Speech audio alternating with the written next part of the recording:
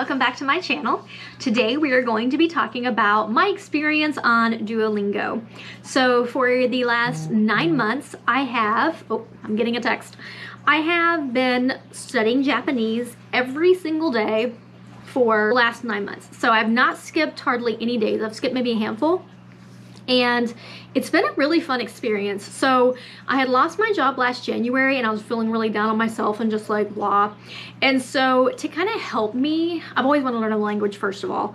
And living in the US, it's really hard for you to learn another language because no one really, it's not taught in schools, it's not really prioritized. So a lot of people in America do not speak second or third languages.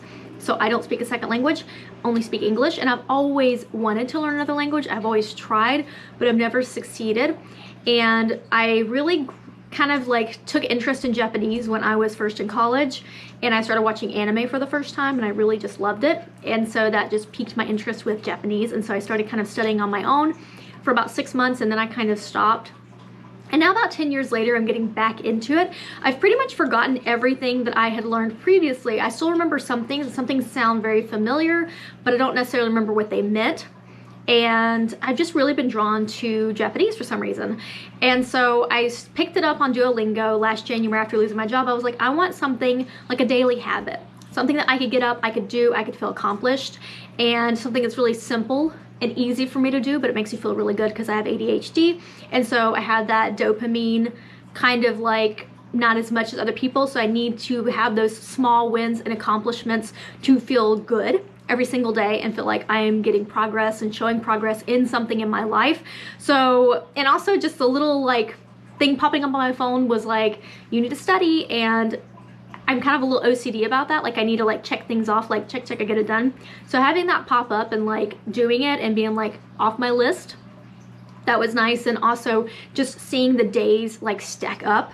And as I became more and more like, I'm on a 195 day streak right now, which is really cool, and I don't want to break it because I've spent like the last 6 months building it. So that just makes me keep going and wanting to study every single day. Now I don't study for a very long time, maybe only like 5 minutes. I just complete like maybe one lesson, and maybe like once a week I'll study for 30 minutes or more. But it's just, it feels really good, and I am slowly learning. Of course, it's going to take me years at this rate to become proficient and even conversational in it, but I feel like it's better than not doing it. Like I'm gonna eventually learn Japanese. As long as I keep plugging away at it every single day, just study here, study there. And I hope to go visit Japan in probably, well, whenever the borders open up, because right now the border is closed in Japan, because I was actually looking to go there maybe in November, and it was like the borders are closed and I don't know when they'll open back up. So I don't want to go visit Japan either when most things are shut down. I just don't know what the state of Japan is like right now. But I do want to visit, and I'm really excited to get to go there and kind of practice talking, although I'm really shy about saying like conversation or just like saying things because I don't know enough words to actually put a sentence together or to really understand what people are saying. I only know random like tidbits and words, and I'm so forgetful, so it's really hard for me to remember even the things that I do know. I don't know if other people with ADHD have that issue with like memorization and recalling things. I have such an issue with like memorizing stuff. That's why with my real estate, I'm doing very small studies every single day and taking a quiz and doing all of that. But pretty much, I mean, that's been my experience. So if you've studied with Duolingo, let me know what your experience was like down below. And I'm going to continue to use the app. It is free, which is really awesome that they have all of these languages on there for free and anybody can access them. It pesters me daily. Like that's a nice reminder and a push to keep doing it. Although I'm not really seeing a ton of progress, it's better than not studying another language, I feel like, because if you study other languages, it really helps your mind. I heard that Japanese is actually a really hard language to learn, so I'm not gonna be too hard on myself for not getting it after almost a year of studying. And 5 minutes a day is not like a ton of time. I think you need 2,200 hours to become good in Japanese, which I think at 5 minutes a day ended up being like 70 years. So I'm really going to have to up my study time or go live there for a little bit so I can become conversational at least and semi-proficient with talking to people in Japanese. But yeah, I'm really excited to be using the app and to be doing all of that. And I just came back from coffee with someone. Funny story. So this person, I actually thought it was my friend's friend, and they added me on Facebook, and they had the same name, and they're both the same, like they're both Sikh and all this kind of stuff. So I was like, oh, it's that person, like I know them. I've only met them like once. And when I saw them at the coffee shop, like I was telling them like, hey, like we've met before, like that, and they didn't recall it at all. So as we chatted throughout the day, they kept thinking, they were like, I think this is our first time meeting. And I'm like, it might be, because I don't know. They both work in tech, but you know, we're in Seattle. It seems like everyone works in tech. So it's kind of weird. I think that they're not the person I thought they were, but that's fine, because I meet people, like new friends in coffee shops all the time through Facebook or social media. I meet up with them and chat, and this person was really cool, and we had really good conversation, and they actually are very interested in becoming an investor in the glamping business. They need about a year to try to save. So now I have 2 people that are kind of thinking about being investors, but they don't necessarily have the money saved up yet. So in the next year or so, I think I'm gonna have some investors, but I'm still going to be looking for investors on my social media accounts and trying to get them right now, like already lined up. So that way we can at least start the process of like buying the land or applying for the permits, like getting some things moving would be good. So that way we can see some progress. And then when more investors jump on, then we'll just keep continuing to build it out and make it better and better and cooler, and making it even a better glamping type of thing. Are you okay, Miles? What's wrong with you? Y'all see Molly? Y'all just see a tail. There she is. There's a baby. So we actually got a new blanket. This is really nice. I actually really like it. Oh, she's coming over. Hi there, sweetheart. Hi, sweetie. She's smelling the coffee shop. You smell the coffee shop? So yeah, I just got done. We talked for like 3.5 hours, which is very common when I meet people. We usually talk about everything under the sun, and not like surface conversations, but like deep and philosophical type conversations. And so this person was kind of interesting to speak to, because they're Sikh, which is a different type of religion or just a mindset. They believe in like karma and things like that. So it was just really interesting. And they're also in the military. So they joined the National Guard, and they actually went to training in Biloxi, Mississippi, which was funny that I'm from Mississippi and they went to training in Mississippi. So we were just able to have really good conversation and connect, and that was really, really nice. And I just think that it's good to lead your life with like an openness to people and new people and experiences, and not being closed off. And of course, like I've said in most of my videos, like you can do this and still be safe. You don't have to go meet people and ride in their car or go to their house or something like that and put, you know, yourself potentially in danger. You can meet people in public, but you can make great friendships through online and strangers, or just friends you've not met or got to know. So I think that it's wonderful that I get to connect with people, and I'm open to that, because I feel like a lot of people are closed off. And he even said that a lot of the people that he contacts or try to like meet, they're very like skeptical, or they're scared to meet with him because they don't know him. And he was glad that I was kind of open and was okay with meeting a stranger. I mean, I didn't think he was a stranger at the time, but I've met my friends. So like I told him, I was like, look, it wouldn't change anything. Like if you want to be my friend, I'm open to friendships. I'm open to meeting new people and expanding my friend circle and getting to know new people and have mindsets and all that kind of thing. I think diversity is really, really good. And especially in the glamping business, I want to make sure the business is very diverse and we have people from all different cultures and backgrounds. And that way we can build something that's really unique and different. Actually, I was watching a documentary on Sweden yesterday. I'm getting kind of big into Sweden right now, or just like the Nordic region, because as I was diving into looking into wage inequality, I was finding that Sweden, actually they are just like how we treat gender. We treat gender differently based on who it is, you know? And so Sweden has really tried to break down that barrier of like women, kind of the stereotype of women kind of putting their family over their career and all that kind of stuff. And so I was really been reading a lot about Sweden in particular, and he has too, which was kind of cool. We both were like, Sweden's cool, like we like Sweden, and I would like to go visit Sweden. I think they have kind of an open border right now, so that might be the country that me and Jason go visit in the fall or the winter possibly, because I want to go somewhere where I don't have to like worry about trying to do a COVID test right before I fly out. I don't want that extra stress and stuff, and I am vaccinated, so I don't want to have to worry about that. I just, you know, if I show that I'm vaccinated, I want it to be good enough for me to travel and go see everything.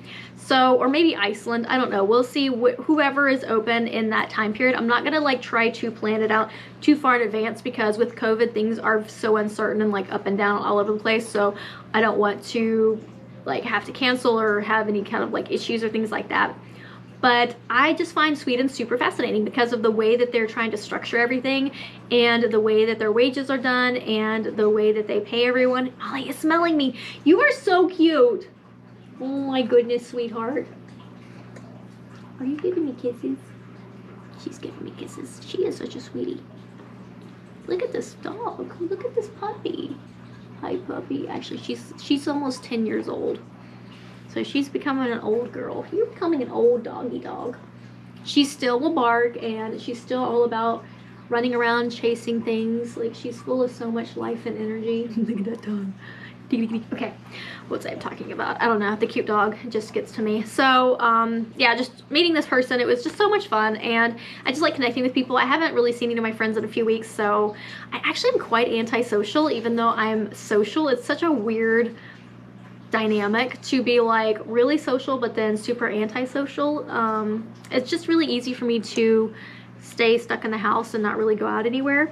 And they treated me to coffee, which was really sweet of them. Like, my experience with Duolingo and studying every single day for 9 months, I guess I'll do updates on like how I'm feeling about the app and learning Japanese. And actually in the beginning I was learning Japanese and I wanted to learn Korean because I don't really watch anime anymore. I mostly watch Korean shows, and so I thought that that maybe would help me to watch the Korean shows and learn the language, because I'm kind of like doing both. While I'm watching it, I'm learning it.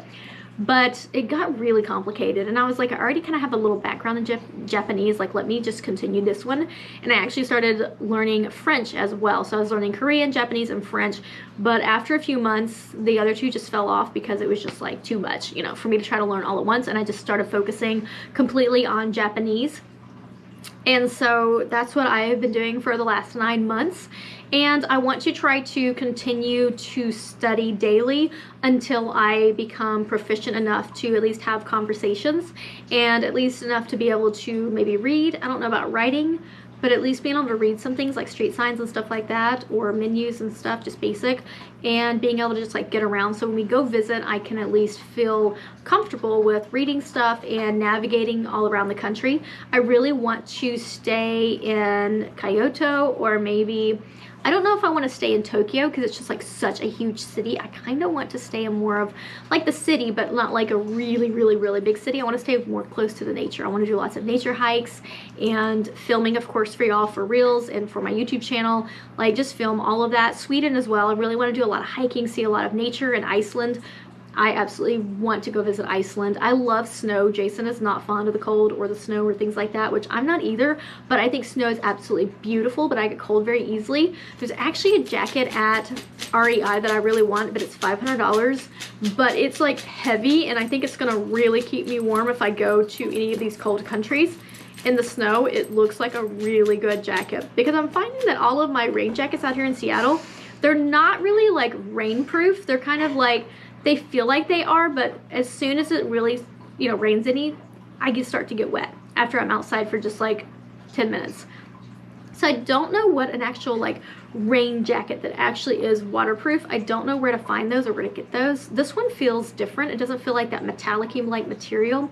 It feels, I don't know, it's like a $500 coat. I'm sure you could look on REI, and it's probably the only one that's $500. It has like this big like fur and stuff.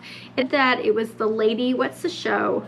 The one where the lady, it's based in Seattle, I think, but they actually filmed in Vancouver.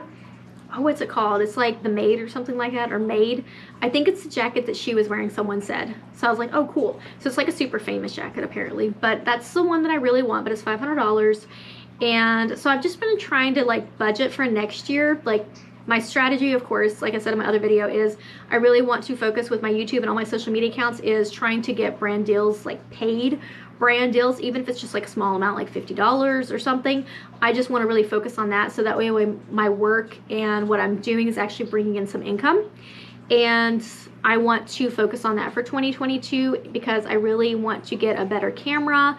I really want a 100mm lens for my photography, and I really want this jacket. It was $500, and I was looking at a Mac, and I really need a new Mac because my Mac is so slow when I'm editing my videos, and when I'm editing in Lightroom and Photoshop, it's like really like slow. I have to wait like a few minutes, especially with Lightroom. Like if I go to scroll, I have to like wait, and if I go to edit, I have to wait and download, and just there's a lot of like glitchiness and like super slowness to it because it's from 2000, I think 15 is what it said. So I really want to get a new Mac, but when I went in and Jason went in and like did it all for me, like customized it, which one I was wanting, and like all the stuff that I wanted with it, and ended up being almost $5,000. And I was like, oh my gosh, for someone who hasn't had income in like a year, like that's just like an insane amount of money, especially for me to put into something that I'm not really seeing any income from. So I just can't justify it right now. But hopefully I pass my exam for real estate in April, and I can start working at Redfin in May, and hopefully I make enough money to pay bills and start doing all of this stuff. Why are you smelling me, girl? So I'm hoping that that'll be the case, and that I can afford all of that, and then I can start the glamping business. I do need a few more investors though that are for sure going to be doing this. You're just smelling me left and right. What's up? What's up, little kitty? We'll see all of you in the next video.